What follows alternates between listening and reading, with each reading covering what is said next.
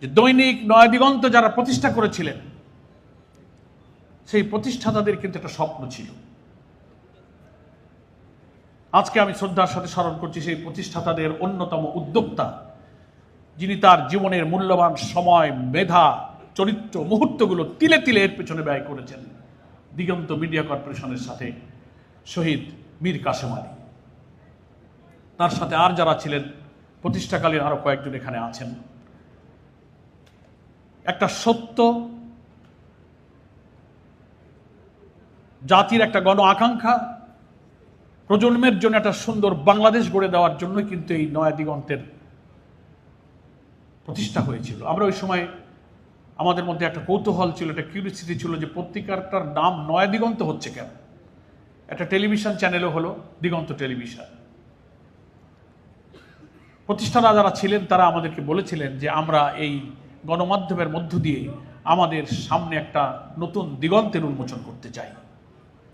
কিন্তু ফ্যাসিস্ট এটা বুঝতে পেরে এই সত্য উচ্চারণের সাহসী গণমাধ্যমকে, তার কণ্ঠকে চেপে ধরার জন্য কিন্তু এর উদ্যোক্তাদেরকে, মীর কাসেম আলীকে তারা বিনা অপরাধে যে সমস্ত অভিযোগ তার বিরুদ্ধে মিথ্যা মামলায় আনা হয়েছিল, প্রত্যেকটি মামলার প্রত্যেকটি লাইন, প্রত্যেকটি শব্দ হচ্ছে মিথ্যা, একটার সাথে তার সত্যের কোনো সম্পর্ক নেই।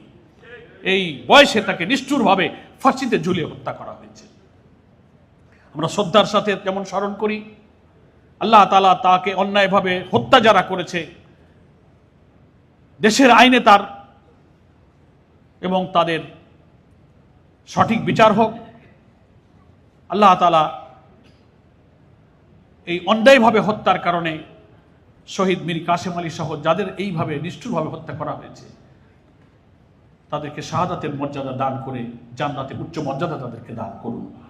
অনেক ঝড়ঝপটা এই 16-17 বছরে শাপলার ঘটনার পর সেখান থেকে নৃশংস নিষ্ঠুর হত্যাকাণ্ড যে টেলিকাস্ট করেছিল দিগন্ত টেলিভিশন, ইসলামিক টেলিভিশন, সেই যে বন্ধ করা হয়েছে সেটা এখনো চালু হতে পারেনি।